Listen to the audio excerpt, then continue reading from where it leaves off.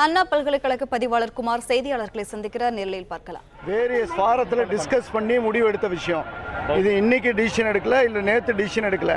அதனால் அவங்களுக்கு அந்த கரிக்குலம், அதனுடைய பர்பஸ்ஸு, அதே மாதிரி சிலபஸ், அதெல்லாம் அவங்களுக்கு இன்னும் சரியானபடி விளங்கலைன்னு நினைக்கிறோம். அதை நாங்கள் முடிஞ்ச அளவுக்கு அவங்களுக்கு விளக்கமாக சொல்கிறோம். அதை எல்லா காலேஜுக்கும் தெரியப்படுத்தியிருக்கோம். அண்ணா யூனிவர்சிட்டி வெப்சைட்டில் இருக்குது. முதலாள மாணவர்கள் கரிக்குலம்னா என்னென்னு புரிஞ்சுக்கணும். அதை வெப்சைட்டில் பார்த்தா தான் அவங்களுக்கு தெரியும். இன்றைக்கி பல்வேறு தரப்பட்டான முயற்சிகளை அரசு லெவலில் எடுத்திருக்காங்க. மேசிவ் ஓப்பன் ஆன்லைன் கோர்ஸ்னு ஒன்று இருக்குது. அது நிறையா பேருக்கு தெரியாது. அந்த கோர்ஸ் வழியாகவும் அவங்க கிரெடிட் ஏர்ன் பண்ணலாம். அந்த கிரெடிட்டும் கம்ப்ளீட் பண்ணால் இந்த தேவையான கிரெடிட்டை கம்ப்ளீட் பண்ணதாக எடுத்துக்கொள்ளப்படும். மாணவர்களுடைய கோரிக்கை திருப்பியும் ஒரு சிலருக்கு சரியானபடி புரியல இந்த கரிக்குலம் சிஸ்டம்னா என்னென்ன. அதனால் அவங்க கரிக்குலம் என்னென்னு தயவுசெய்து அவங்களுடைய காலேஜில் போய் கேட்கலாம், இல்லைனா யூனிவர்சிட்டியோட வெப்சைட்டில் பார்க்கலாம். இது விஷயமாக இன்னொரு 10 நாளில் அவங்களுடைய கோரிக்கைகளை என்னன்னு கேட்குறதுக்கு ஒரு குழு அமைத்து அந்த குழுவுடைய பரிந்துரையின்படி தான் நாங்கள் முடிவு எடுக்க முடியும். ஏன்னா இந்த சிலபஸ் ஃபார்ம் பண்ணது 2 வருஷத்துக்கு முன்னாடியே எடுத்த பல்வேறு நிலையிலான முயற்சி. அதனால் மாணவர்களுடைய குறைகளை முக்கியமான அணுகுமுறையில் தான் பண்ண முடியும். அந்த அணுகுமுறை என்னென்னா, வெவ்வேறு தரப்பட்ட வல்லுநர்களை வரவழைத்து இந்த மாதிரியான பாடத்திட்டத்துக்கு இந்த மாதிரியான காரணத்துக்காக இந்த ரெகுலேஷன்ஸை உருவாக்கியிருக்கோம். இதில் எப்படி அவங்க மாற்றம் கேட்குறாங்க, அந்த மாற்றத்தை எப்படி செயல்படுத்தலாம், இல்லை யோசிக்கலாம் அப்படின்னு நாங்கள் முதல்ல அதை கலந்து ஆலோசிக்கணும். அதுக்கு ஒரு 10 நாள் டைம் கேட்டிருக்கோம். அந்த 10 நாளைக்குள்ளார அதை முயற்சி எடுத்து முடிச்சு தருவோம். இந்த ரெகுலேஷன் என்ன ரெகுலேஷன்? அது மாணவர் பாதிக்க அறிவில் கூடிய அந்த ரெகுலேஷன் என்ன?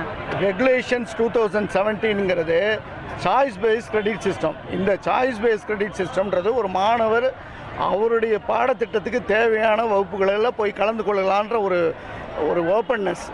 அது மட்டும் இல்லாமல் இந்த சாய்ஸ் பேஸ்ட் கிரெடிட் சிஸ்டமில் ஒரு ஃபாஸ்ட் லேர்னர் குயிக்காக ஒரு கிரெடிட்டை எடுத்து முடிச்சிடலாம் ஒரு கோர்ஸை. அந்த 4வது வருஷம் அவருக்கு விருப்பமணிய பாடத்திட்டங்கள்லேயும் போய் சேர்ந்து படிக்கலாம். ஒரு மெக்கானிக்கல் இன்ஜினியரிங் ஸ்டூடெண்ட்டு எலக்ட்ரானிக்ஸ் போய் படிக்கலாம். இது சாய்ஸ் பேஸ்ட் கிரெடிட் சிஸ்டத்தால் மட்டும்தான் முடியும். இது கரிக்குலம் தெரிஞ்சால் தான் அவங்களுக்கு புரியும். இதை தாண்டி அவங்க வெறும் அரியர்ன்ற நிலையில் மட்டுமே சத்தம் போட்டுட்ருக்காங்க, இல்லை வருத்தப்படுறாங்க. அதை அவங்களுக்கு முதல்ல தெளிவுபடுத்தணும்னு விரும்புகிறோம். அந்த தெளிவை அவங்க தான் பெற முடியும், இல்லைனா அந்த கல்லூரியில் இருக்கிற பிரின்சிபல்ஸ் தான் சொல்லிக் கொடுக்கணும். Choice based credit system is one of the best system. They have to understand that. அவங்களுக்கு அதை தாண்டி ஒரு சின்ன குறை இருக்குது. அதாவது ஒரு ஃபஸ்ட்டு செமஸ்டரில் ஒரு பேப்பர் அரியர் இருந்தது, இல்லைனா அதுக்கு பேர் ரீஅப்பியரன்ஸு. அரியர்ன்ற வார்த்தை இல்லை இப்போது. அந்த ரீஅப்பியரன்ஸ்னால் என்னென்னா அவங்களுக்கு புரியல. அதையும் அவங்க வெப்பில் போய் பார்த்தாலோ இல்லை பிரின்சிபல்கிட்ட கலந்து ஆலோசித்தால் தான் புரிஞ்சிக்க முடியும். அந்த ரீஅப்பியரன்ஸை 3rd செமஸ்டரில் பண்ண முடியுன்ற வாய்ப்பு இருக்குது. அந்த 3rd செமஸ்டரில் பண்ணுறதுனால அவங்களுக்கு எந்த குறையும் ஏற்படாது. அதனால் அவங்களுடைய மதிப்பெண்கள் கூடுறதுக்கு தான் வாய்ப்பு இருக்குது. அதை அவங்க புரிஞ்சுக்கலாம். அப்படி இல்லை அப்படின்னா நாங்கள் இந்த வல்லுநர் குழுவோடு ஆலோசித்து அந்த மாதிரி வேண்டான்னு அவங்க நினைக்கிற பொழுது அதுக்கு என்ன பண்ணலாம் அப்படின்னு நாங்கள் யோசிக்கிறோம். அவங்களுடைய கோரிக்கை அட்வான்ஸ் எக்ஸாம் எழுதுனா அதே அடுத்த செமஸ்டர்ல எழுதக்கூடிய வாய்ப்பு வரணும் அப்படின்னு கேட்கலாம். அதான் அது மாதிரி பண்ணால் வரும்போது ஒரே நிமிஷம். Exactly you are right. இல்லை 3 அரியர்லாம் இல்லை. ஒரு குறிப்பிட்ட பேப்பரை ரீஅப்பியர் தான் பண்ண முடியும். It is not arrear. Please நல்லா புரிஞ்சுக்கோங்க, தயவுசெய்து. இதுக்கு பேர் அப்பியரன்ஸே கிடையாது. அவங்களுக்கே புரியல. அவங்களுக்கு எடுத்து சொல்லக்கூடிய அளவுக்கு வகுப்பில் இருக்கிற ஆசிரியர்களும் அந்தந்த கல்லூரி முதல்வர்களும் தான் சொல்ல முடியும். ரீஅப்பியரன்ஸுன்றதில் அவருக்கு மாணவருக்கு மதிப்பெண் அதிகமாக எடுத்துக்கொள்ளக்கூடிய வாய்ப்பு இருக்குது. ஒருத்தர் நீங்கள் நினைக்கிற மாதிரி ஒருத்தர் ஃபெயில் ஆகிறாரு அப்படின்னா 2 காரணம் தான். ஒன்று, அந்த குறிப்பிட்ட பாடத்துக்கு அவருக்கு புரிதல் இல்லாமல் இருக்கலாம். 2வது, அவருக்கு தனிப்பட்ட பிரச்சனைகள் இருந்து அந்த தேர்வு எழுத முடியாமல் போயிருக்கலாம். இதுதான் நடைமுறை உண்மை. தேர்வு எழுத முடியாமல் போச்சுன்னா அவர் அடுத்த வருஷம் எழுதுறது தான் அவருக்கு கம்ஃபர்டபுள். ஏன்னா அவர் அந்த பாடத்திட்டத்தை திருப்பியும் போய் படிக்கிறதுக்கு உண்டான வாய்ப்பு கிடைக்குது. அதே மாதிரி அவருக்கு சரியாக புரியாமல் ஃபெயில் ஆகிறாருன்னா கண்டிப்பாக அவர் அந்த பாடத்திட்டத்தில் போய் வகுப்பில் உட்கார்ந்தாதான் அவருக்கு நல்லா புரியும். அவருக்கு நிறையா அந்த அசஸ்மெண்ட் மார்க்கும் கிடைக்கிறதுக்கு வாய்ப்பு இருக்குது. இல்லைனா அந்த பழைய அசஸ்மெண்ட்டை போட்டு 2nd செமஸ்டரில் எழுதினா திருப்பியும் 2nd செமஸ்டரில் கொடுக்கக்கூடிய கொஸ்டின் பேப்பரு டஃப்பாக இருக்குன்னு வந்து நிற்பாங்க.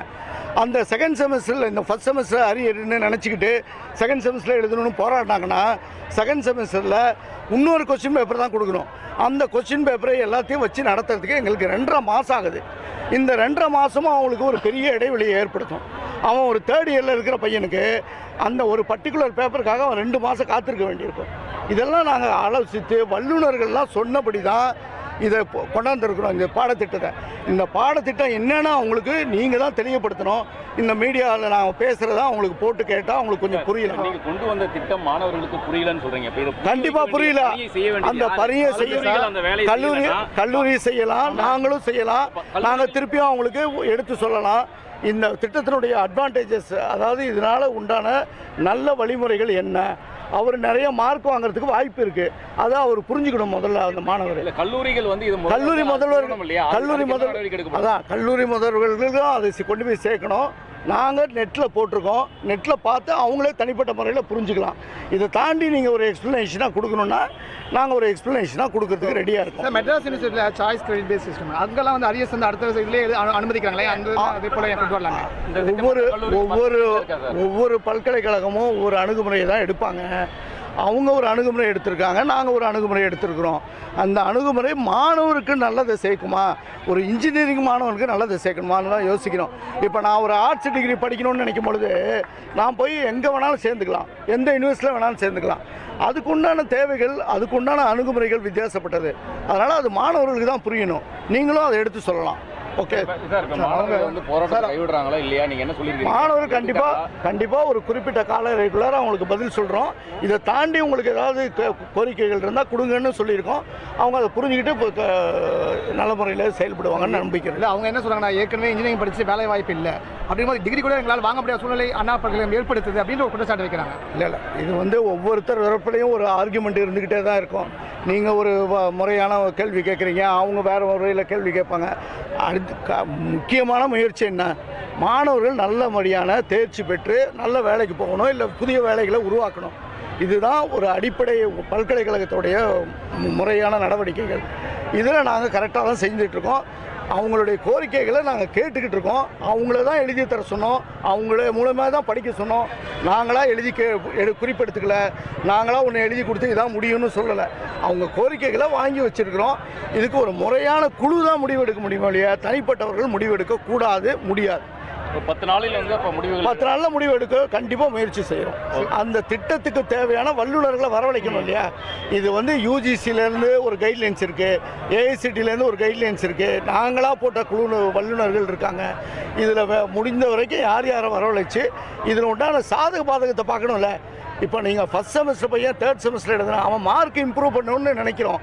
ஆனால் அவங்களுக்கு அது வேறு மாதிரி புரியுதுன்ற போது அதை மற்றவங்களோட கலந்து ஆலோசித்து தான் முடிவு எடுக்க முடியும் இல்லையா, தனிப்பட்ட முறையில் முடிவு எடுக்க. சிஸ்டம் வந்து காமனாக நேஷன் வைட் இருக்கா, இல்லை நீங்கள் மட்டும்? Nation wide CBCS system has been implemented nationwide. It is not Anna University, it is implemented in all.